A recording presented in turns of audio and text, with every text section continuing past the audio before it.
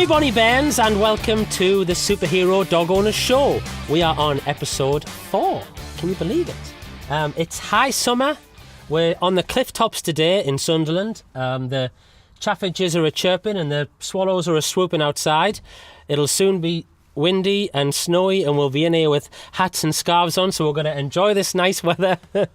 And we hope you're enjoying seeing a little bit more of sunny Sunderland, where I live as well. So before we begin this week's episode, I want to thank everyone who's been in touch, who signed up for the emails and who's bought the book. And you know, I'm getting lots of love, Alex. I'm getting lots of love from everyone who's that they're enjoying it because they're reading it and they're putting stuff into practice. You know, it's one thing just, you know, getting information. Information does not equal transformation. Action equals transformation, doesn't it? So for everyone who's signed up to my daily emails and you're enjoying them and they're helping you have a little bit more fun with your dog, thank you very much for letting me know. I appreciate that. If you haven't yet, why not? Yeah, you need to go to www.mydogsuperhero.com/dog days and you will get the 30 dog days transformational emails. You get one email into your box every day that will hopefully help you have a bit more fun and a bit less stress with your pet dog.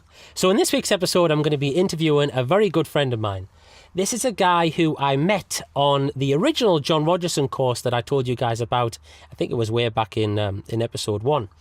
And what happened was I did the John Rogerson course, and there was a guy who came on the course who did a scent work demonstration with this dog called Hamish. And I remember Dave Davies is his name, and Dave, it just completely blew my mind that day. I mean, that was a really amazing week for me anyway, because I had a lot of my previous views about how you should interact with your dog were challenged that week, you know. So I learned a lot and it challenged me a lot, and I kind of grew up a lot, I think, as a dog owner. But anyway, on this day when Dave did his scent work demonstration, he was just playing and messing around with Hamish with this tennis ball, and it was incredible, you know. Hamish was literally following him around like he was Harry Potter or something, you know, with a magic wand. It was crazy, and I remember watching him and thinking, oh my God, you know, that's what I want to be like with my dogs. You know, this is how I want my dogs to look at me, the same way that Hamish is looking at Dave right now.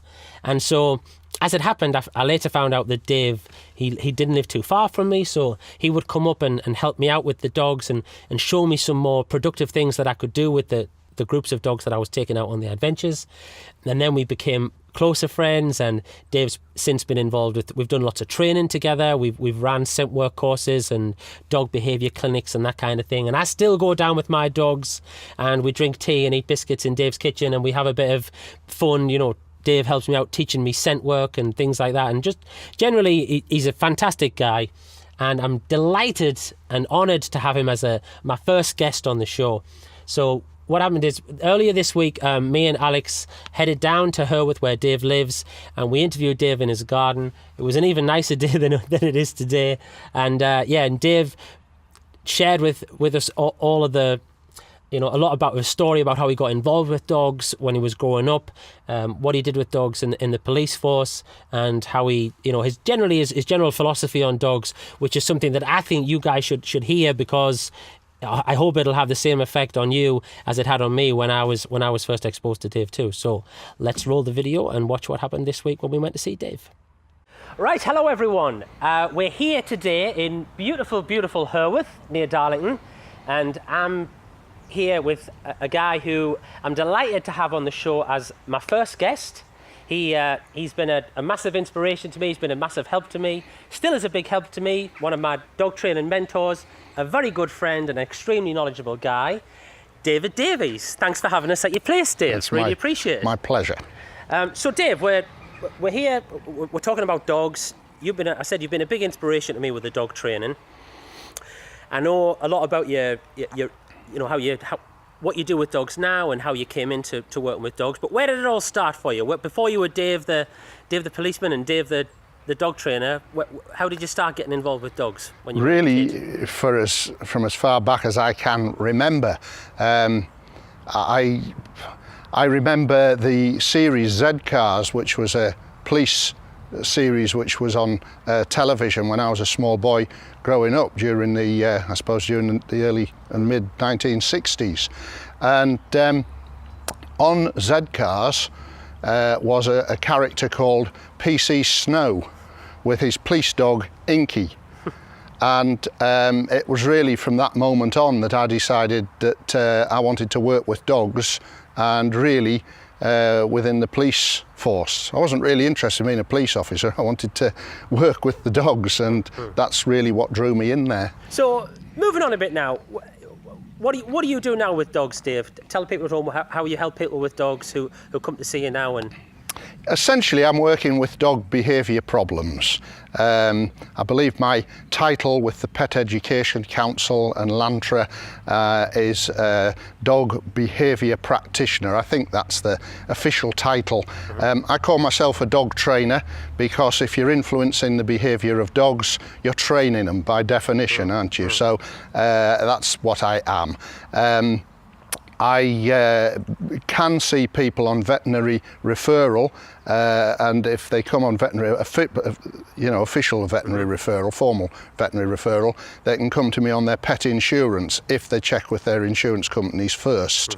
And it's just working with dog behaviour problems that people perceive, I'll use that word, that they have. Yeah. And where did so this is what you do now? What happened in between that then? What happened from growing up with dogs to, I know you joined the police force, and tell me about your career with the dog section in the police force. Okay, well, I'd been in the police service something like 12 years before I eventually got onto the dog section. Very much dead men's shoes in those days. But also I changed police forces, so obviously I had to go to the bottom of the pile again when I transferred up to County Durham from London Metropolitan Police. As soon as I was able, so I was applying right from the word go, but as soon as I was able, I went on to the police dog section with Durham Constabulary and attended the police dog school, Police Dog College at Harpley Hall in County Durham, which was a very well thought of dog school in those days, probably still is. Attracted attention from people seriously all over the world. They used to come there for dog training and many other things as well, scientific aids, etc. So tell me a little bit about how I met Dave. I met Dave after he left the police when he was a dog trainer, and I was attending a John Rogerson course near here at Darlington as well, and Dave came along to do a scent work demonstration, and watching Dave with Hamish, one of his dogs, who hopefully we'll bring out in a minute, watching Dave play with Hamish and the way that Hamish looked at him, I'd never seen anything like it in my life, and I'll be honest with you, that was when I first it really struck home to me about how important it was to play with your dog and the relationship that you have with your dog. And I didn't really have a very good relationship with my dogs. I thought I had, but really I didn't. And that was like a moment, just watching you with a tennis ball, I think it was, like Harry Potter casting magic spells, and and Hamish was just like this little remote control thing and going around, and he couldn't take his eyes off you, So that's where it all started with me, really, with the dog training and trying to get this idea of building up relationship and playing with your dog, so you're actually having fun with your dog, and you can be the person who is the fun for your dog, So is that something that you find yourself still having to tell all the time, try and teach pet dog owners when they come all to the time? I'm sure there's going to be a lot of people going and shaking their heads now with what I'm about to say, but the biggest problem, and it's because people love their dogs, and it's because they think they're giving their dogs a great life, and to be fair, they probably are. But their sole purpose in life each day for their dog is to go out and find somewhere where their dog can go and play with other people or other dogs. And your dog really does not need to do that. No. And I was having a bit of a Donald Trump moment there, wasn't I? But I'm passionate about that. Yes, you need to walk your dog around where there are other people and other dogs, but your dog will not become better behaved with people and with other dogs by being exposed to them all the time. In fact, there's a good chance it'll become worse behaved it will become better behaved for you the more you do for your dog and the more you provide for your dog to do. And if you then look at the breed or type of dog you've got and think what that breed of dog was originally bred to do when man first designed the blueprint of it, and try and think of things you can do. So if you've got a Labrador, give it some retrieving games and some searching games. Clearly, if you've got a Doberman, which was bred to be a protector, you don't want to be giving it games where you can set it on people. That would be utterly wrong, of course. But you can still give it fantastically exciting things to do, and you will keep your dog's interest on you. Your dog's already learned how to be a dog when it was a puppy going through a canine socialization stage, which is probably an outdated way of describing it now, but that's what it is. And as long as you then make sure that it goes through a stage from about 8 weeks to about 12, 16 weeks of its life, where you do a lot for your dog and you take your dog everywhere you possibly can. And here's the thing, have it on a lead, because if you've got it on a lead, you'll keep it safe. If you've got it on a lead, you'll show it how to behave. And if you've got it on a lead, it won't be able to practice all the things you don't want it to do when it's 10-year-old. And people think that this means you're going to make your dog's life miserable. You're not. You'll make it the happiest dog in the world. Yeah, I totally agree. It transformed my business. I came in as one of these people who thought that, dogs should play with dogs, and the best way to wear a dog out was to let it play with other dogs. I mean, if you want to let it, do, but it will have a significant impact that was why I on the influence. influence. Because I was losing control. Exactly. I wasn't enjoying the walks anymore, and I knew that. I hoped that there was another way of doing it, and obviously I discovered it. But that's what the show's all about. The show's all about you guys, connecting more with your dog, bonding more, and having more fun with your dog, so you can have stress-free walks and have more fun and have a more enjoyable life with your dog. Absolutely. Just quickly, Dave, you recently came back from a tour of the Balkans and stuff. You touched upon it there about keeping your dog on a lead. We had a chat about it off camera, about the behaviour of the dogs abroad. Yes. Can you tell us a little bit about that? I can, and it was the Baltic, the sea. I was at Russia, Finland, Scandinavia, etc. And yes, and just to qualify, when I say keep your dog on a lead, my dogs are off lead a hell of a lot, okay? But because in the formative stages they were kept on a lead, they're not a problem. They're just not a problem. They only learn to be a problem because people give them too much freedom too soon. But my observations on this are not they're not new. Probably the worst holiday of my life, many, many years ago, Sue, my wife, and I were at some horrific place in the south of France, and but it was a big learning curve for me. This everywhere we went, the dogs were on a lead, and everywhere as they were being walked around, they were clearly no problem to their owner. They were trotting along, they were happy, they weren't miserable looking dogs, they weren't all in pinch collars or check collars or anything like that, and a lot of the time they were in harnesses, body harnesses. But they didn't pull on the lead, they didn't bother people. When they passed other dogs, they hardly looked at them. There might be an initial and sniff the air and wag the tail as they went past, but there were no trouble. And my observations caused me to say to Sue, I can only, and I was working with dogs then, but I wasn't aware of this. This made me think about it. I said, I can only assume these dogs are no problem because they have nowhere to go. They're not pulling to get to the park to chase other dogs, and therefore they don't see other dogs as a massive attraction. They're happy with their owners. And of course, I eventually found somebody, I was in the south of France, who either could or was at least prepared to speak English, because my French wasn't good enough for there. And my suspicions were absolutely correct. And so I came back and I researched this. And then, of course, I already knew John Rogerson, but I didn't know him particularly well. I started reading his work and John Fisher's work and the late John Fisher's work and other people like that. And I quickly realised that what I was seeing here was absolutely correct. correct. The route to, because I would have said it myself years ago when people said, my dog is not good around other dogs. Oh, expose it to more dogs. You think about that's absolutely ridiculous. It's the most ridiculous thing anybody could say, but everybody says it.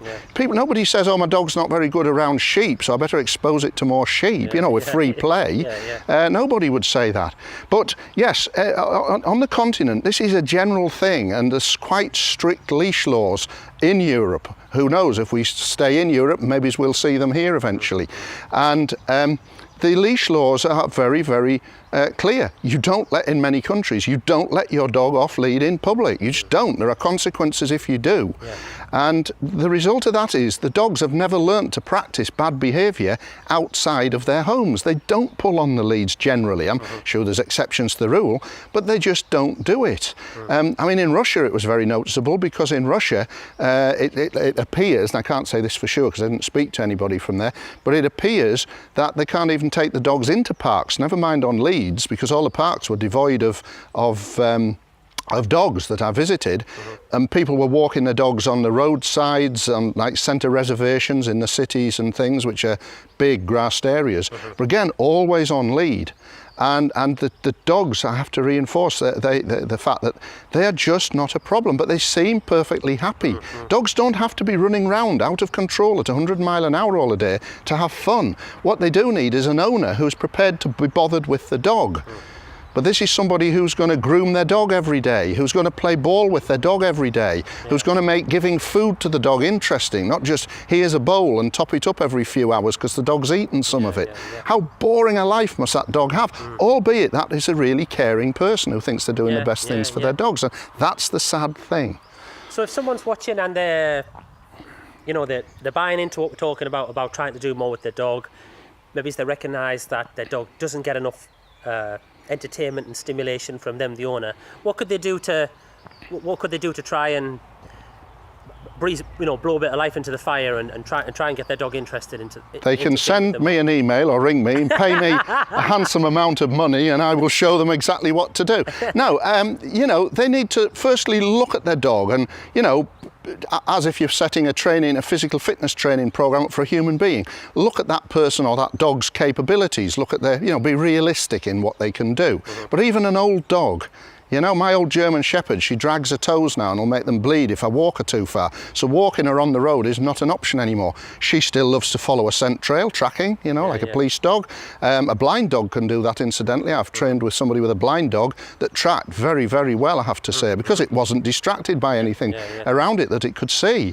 So it's thinking. It's one of the best pre-reads I was ever given was on a course that I put myself on, run by John Rogerson, just after I left the police service, and one of the books for his pre-read was Lateral Thinking by Edward de Bono. I would urge anybody, be they a bricklayer or a quantity surveyor, go out and get Lateral Thinking by Edward de Bono and read it again, and then keep it as an aide-memoire. There is more than one way to do absolutely anything in life, and just because people tell you should be doing something a certain way, certainly, if it's good advice from an experienced person, listen to them, but don't just be blinkered and hog-tied and stick to that. If it's not working, look at another way of doing it.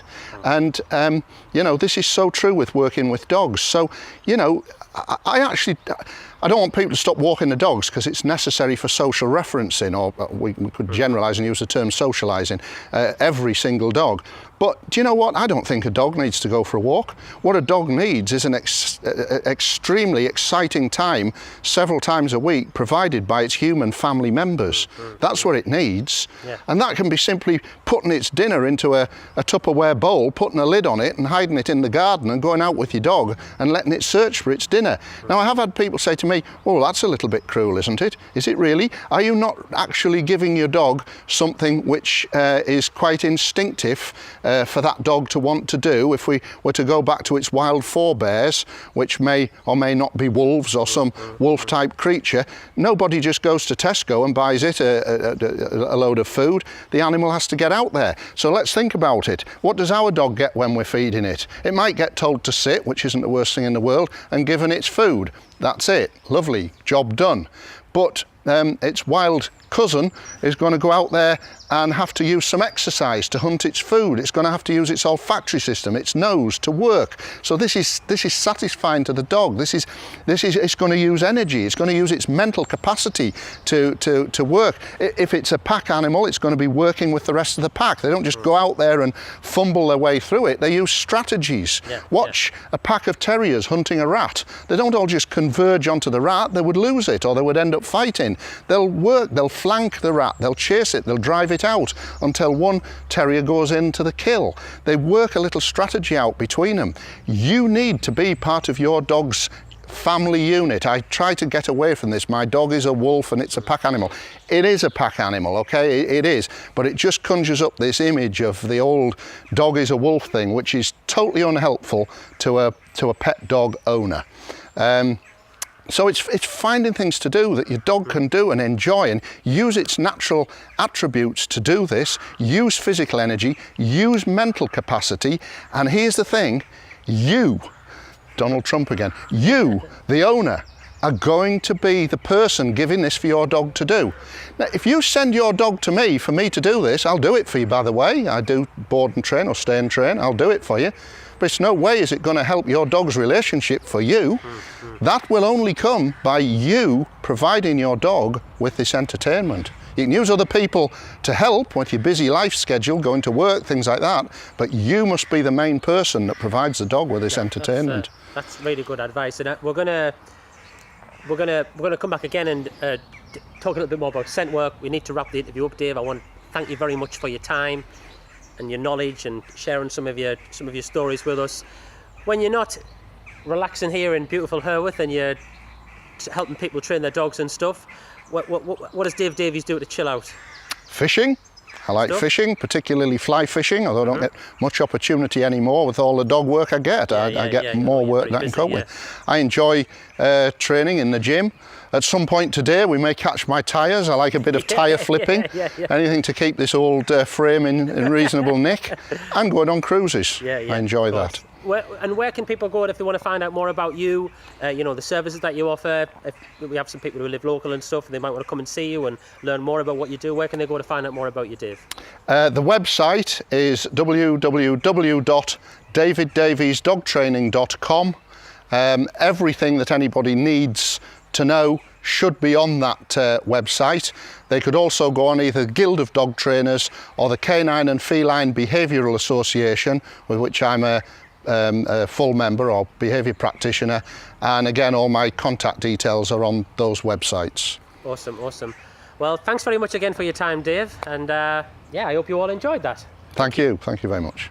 So that was it. How cool was that? Yeah, a nice trip to Hurworth to see Dave and talk dogs, and we've got some more awesome interviews coming up in the coming weeks as well. Obviously, this way of playing, training and interacting with your dog, it isn't for everyone.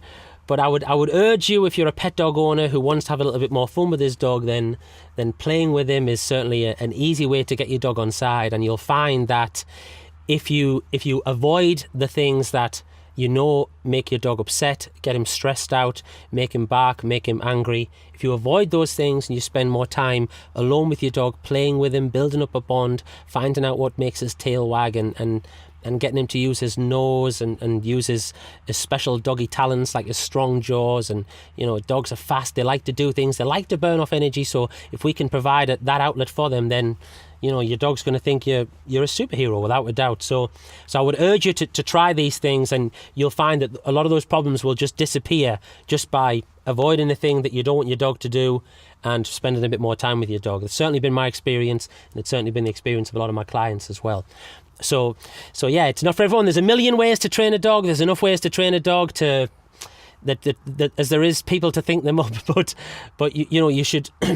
A great place for you to start would be to find out what your dog likes. And again, if you want to make it even easier for yourself, I lay it all out within How to Be a Dog Superhero. You can find out exactly what it is that your dog's like, and you can use it to have more fun with him in the park, at home, wherever it is that you want to take your dog. Enjoy more off-leash exercise and just generally enjoy your dog a lot more. So that's it for this week's episode. Next week's episode, we're going to be having another interview, actually. There's been a really lot in the news lately about puppy farms, and it's unbelievable to think in this day and age that puppy farms are still, rife. They're everywhere. There's people are buying farm-bred puppies, and they're obviously having a lot of problems with them. The dogs are sick, or they're having behaviour problems and stuff. So I'm going to be talking to a guy who the issue of puppy farming kind of changed his life and changed his whole career, really. And anyway, his name is Mark Abram. It's Mark the Vet. We're going to be interviewing Mark live from my living room because he lives in London and we don't. So we're going to be doing it via Skype. So we've got an awesome interview lined up for next week. If you want to see that, then hit subscribe and tell all your friends about it, because if you're thinking about getting a puppy, then this is information that you really should know. But that's a wrap for this week, Alex. Thanks for your time and thank you for watching. If I don't see you through the week, then I'll see you through the window.